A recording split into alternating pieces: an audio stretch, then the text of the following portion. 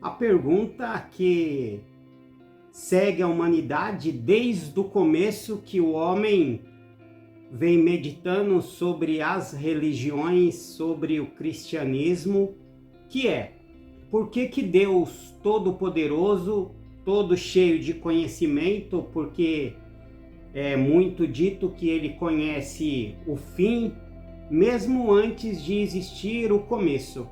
E por que que um ser dotado de tanta inteligência colocaria a árvore do fruto do conhecimento do bem e do mal dentro do paraíso, se ele de fato sabia que o homem comeria e morreria?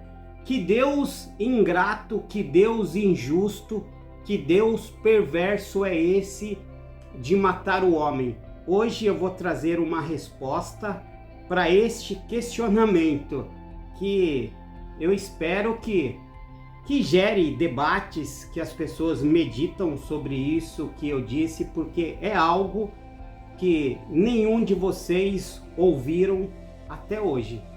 Então, fica comigo até o final, analisa com calma, se tiver dificuldade, volta um pouquinho, e para prestar bastante atenção, para não tirar conclusões, e depois use as escrituras para meditar sobre aquilo que eu estou dizendo.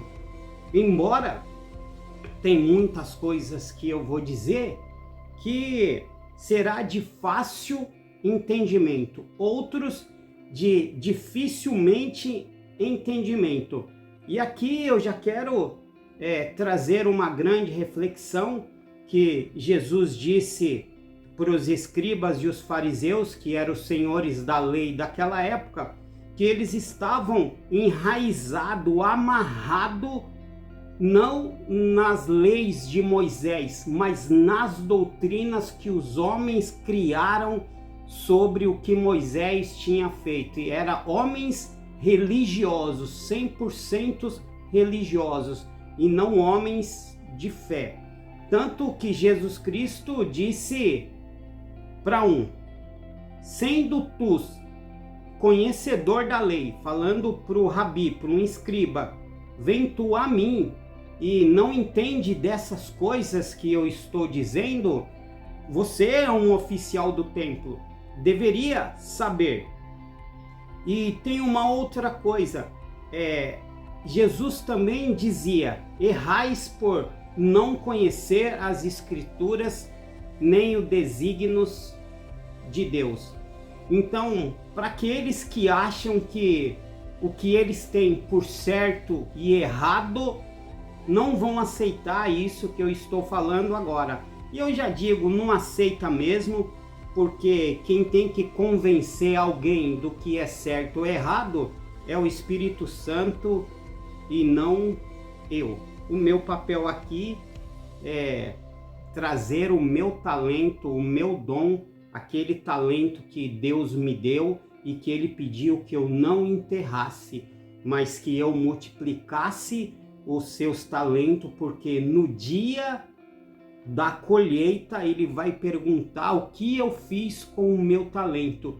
E eu vou virar para Ele e vou falar: Senhor, o Senhor me deu 2 talentos, eu multipliquei e está aqui 4 talentos.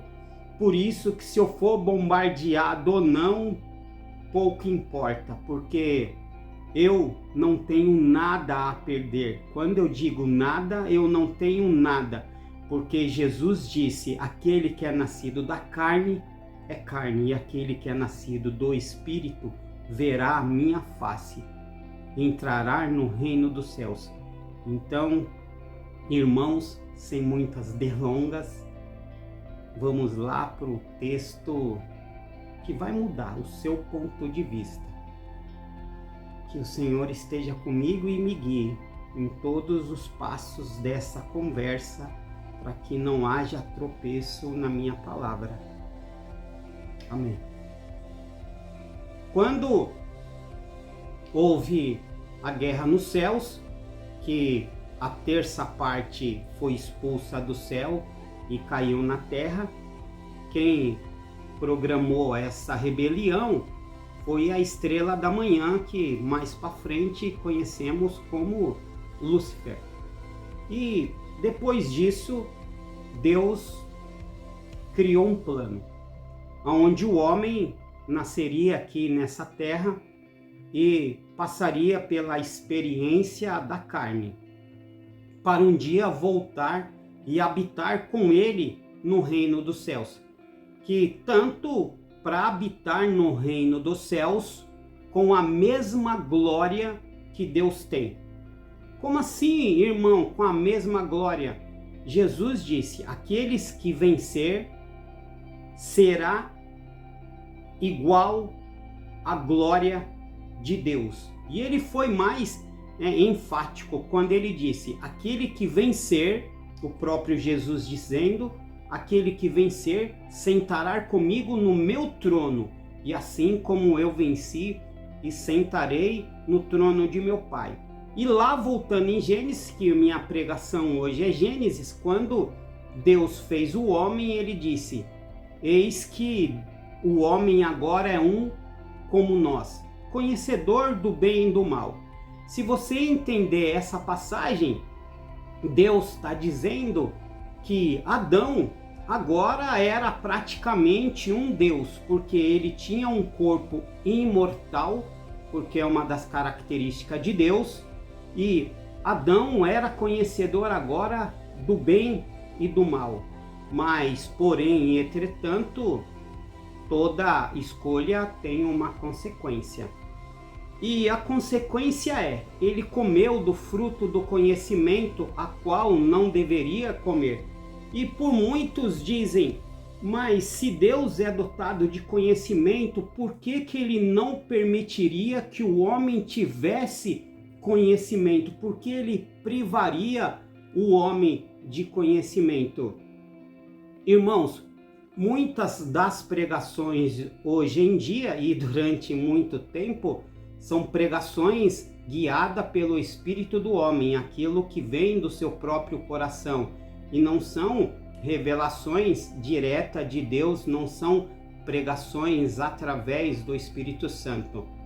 Deus, quando criou o homem do pó da terra e soprou nas suas narinas o fôlego de vida, que aqui entendemos que o fôlego de vida é o espírito do homem, que era eterno, que vivia com Deus, porque diz que depois, quando morremos, o corpo volta a ser pó e o espírito volta para Deus. Se volta, ele saiu de Deus. Então, entende-se que o espírito é imortal, e o espírito, aquele que eu disse que já habitava com Deus, e Deus fez um plano que todos os seus espíritos dos homens nascesse aqui para ser igual a ele, conhecedor do bem e do mal. Mas eu quero fazer uma analogia para vocês entenderem. Na mitologia, nas outras crenças, existe uma coisa chamada caixa de Pandora. O que seria a caixa de Pandora? É uma caixa que o homem não deveria abrir, e quando é aberta, ela não pode ser fechada de novo. E ali é liberado todos os desejos, todos os anseios, tudo aquilo que é relacionado à carne, ao pecado, às avarezas, os desejos, as angústias. E isso que teoricamente define o que é o homem. Voltando de novo a Jesus Cristo, lá para Nicodemos, ele diz que deveríamos nascer do Espírito, porque o homem que nasce da carne, e a carne é esses prazeres. E o ponto-chave aqui da árvore do conhecimento é ter conhecimento, sim, de criar mundos, criar homens e assim por diante, conhecer toda a vastidão de criar tudo e ter os desejos dessa vida, mas tem um preço. Deus disse: a partir do momento que você comer do fruto do conhecimento, por certo morrerás. E esse por certo morrerás não quer dizer que Deus mataria Adão e Eva, longe disso. porque pro desejos, pros anseios, para que tudo isso habitasse dentro do corpo do homem, Adão e Eva, já um ser caído, precisaria haver uma transformação desde o seu DNA, das suas moléculas, de todo o seu ser, para que esses desejos habitassem nele. Antes disso, seu corpo era incorruptível, era um corpo perfeito. Adão era imortal. E para este corpo habitar todas essas sabedorias de desejos e sabedorias mesmo de criar mundos sem fim, esse corpo passaria a ser mortal. Por isso que Deus disse que se comesse, por certo, morreria. Mas, queridos irmãos, então por que Deus colocou essa árvore no centro do paraíso e advertiu de que não comesse? Bom, assim como a estrela da manhã se rebelou contra Deus e caiu aqui porque Deus expulsou, já entendemos que a Lúcifer, a estrela da manhã que habitava no reino dos céus, ele tinha a escolha entre fazer isso ou não fazer aquilo. E com certeza ele também sabia das consequências que o aguardava. E mais para frente podemos falar em outro vídeo o porquê de tudo isso. Bom, ele escolheu, então dá para entender que já existia o livre-arbítrio, já existia a livre escolha. E quando Deus colocou no centro do paraíso essa árvore do conhecimento, a Bíblia aqui não diz, mas se você analisar em regime de oração e jejum, com certeza para aqueles que têm um coração mais próximo de Deus, vai perceber ou vai ser revelado a você que Deus deu todas as informações para Adão, que se ele comesse, o que ia acontecer de fato. Aqui foi traduzido que por certo morrerás, mas foi dito que ele ia sentir prazeres, desejos, anseios, angústia, desejos de terminar a sua própria vida, ia sentir dor do parto, ia envelhecer, ia morrer e assim por diante. Foi advertido, mas em contrapartida foi dito também o que era este fruto do conhecimento, o que faria com ele de bom e o que faria com ele de ruim. Olha, se Deus não desse a chance de ele provar de todo conhecimento, seria um Deus injusto. É isso que muitas pessoas não entendem. Então a árvore estava lá para que o homem fizesse com a sua escolha o que ele quisesse. E a Bíblia não fala quanto tempo passou. Lembre-se que um dia para Deus é 1000 anos para nós. Então pode ter passado 1000 anos, 2000 anos, 3000 anos, uma eternidade. E Eva comeu do fruto e deu para o seu marido, e ambos comeram e foram expulsos do paraíso. E aqui nesse ponto já começa uma narrativa um pouquinho complicado. Quando o Espírito de Deus, ou Deus, caminhava sobre o paraíso, ele perguntou: Adão, cadê você? Adão, cadê você? Se entendermos que Deus, ele vê tudo, ele entende tudo, você acha que ele não saberia de fato onde estaria Adão? Ele sabia, mas ele estava perguntando: Adão, aonde está você? Aqui, o seu coração. Adão, eu sinto angústia em você. Adão, aonde está você? Adão, o que você fez? Adão! E Adão respondeu: Senhor, ouvi a sua voz e me escondi porque estava nu e temi.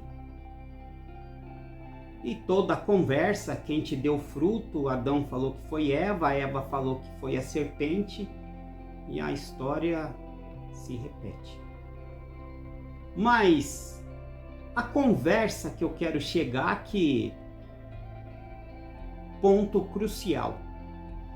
Quando Adão amaldiçoou a terra, falou que Eva teria filhos com dor, e Adão teria que trabalhar, e o planeta Terra não foi ferido, já não era mais o que era, não daria fruto com abundância, os animais não seriam tão mais cordiais uns animais com outros, haveria briga por alimentos, e expulsou o homem do jardim do Éden e colocou querubins para que Adão não voltasse e comesse do fruto da vida eterna. Bom, primeiro eu quero dizer que o fruto da vida eterna vamos conhecer lá na frente no Novo Testamento, que eu já quero deixar claro para você que para mim não existe Novo e nem Velho Testamento, porque Deus ele é imutável, ele é o mesmo hoje, ontem e sempre. Então, as leis de Deus é linear, ela é contínua, então não existe o novo e o velho, mas para facilitar a compreensão, lá no Novo Testamento, Jesus disse: eu sou a vida eterna. Aquele que come do meu corpo e bebe do meu sangue e acredita nas minhas palavras, terá vida eterna. Então, voltando agora para o fruto da vida eterna que Adão não poderia comer, fica claro que já estava sendo representado o papel do Cristo, o Salvador Jesus Cristo. Mas não é aqui que eu quero chegar. Quando ele colocou querubins com espadas cortantes de fogo para que o homem não voltasse e comesse do fruto da vida eterna e vivesse eternamente. Por quê? O corpo do homem, a partir do momento que ele comeu do fruto, passou a ser mortal. E se ele lançasse mão e comesse do fruto da vida eterna, agora ele seria igual Deus disse: eis que o homem agora é um como nós, porque o homem era imortal e conhecedor do bem e do mal, então ele estava mais próximo de se parecer com Deus. Mas Deus tinha que expulsar ele do paraíso para que ele tivesse controle sobre todos os poderes que Adão adquiriu. Que poderes são esses? Os desejos e os anseios e assim por diante.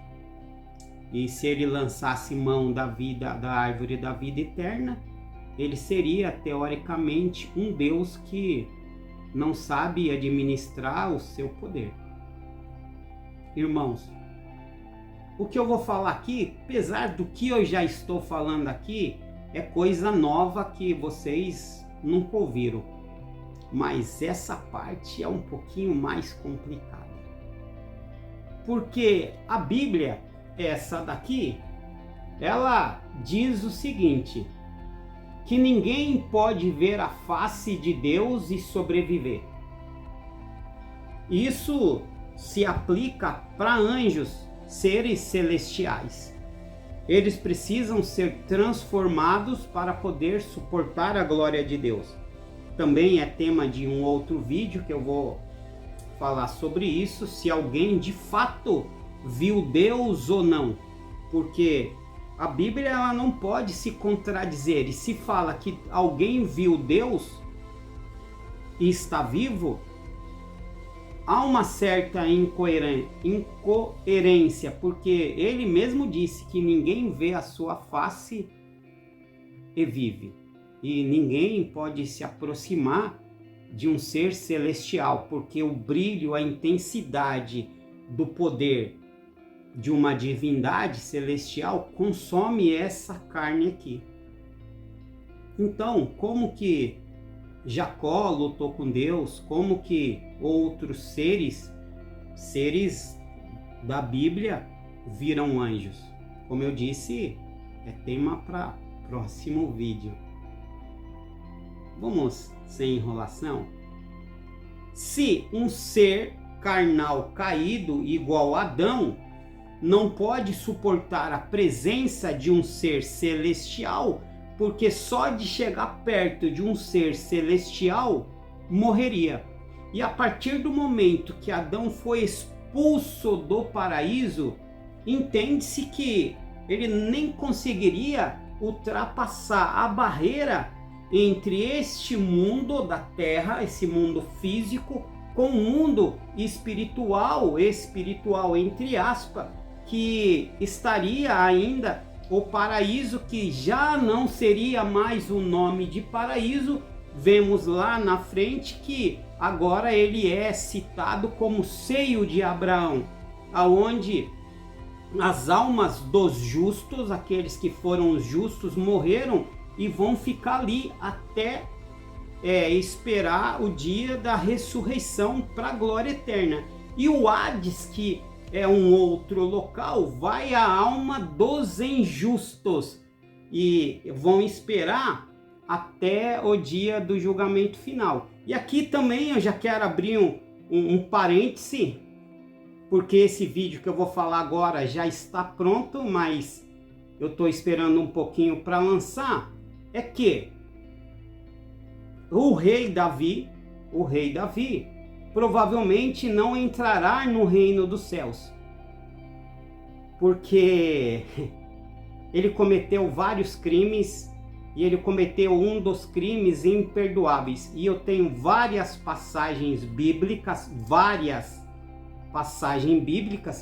que testificam que o rei Davi, aquele que com uma funda derrubou um gigante, matou um gigante, aquele mesmo rei Davi, que é o pai de uma grande religião, na verdade praticamente duas, porque do cristianismo também, mas a situação dele é complicada. Aguardem, deixa aqui nos comentários se vocês querem que eu lance esse vídeo, que o rei Davi provavelmente não entrará no reino dos céus.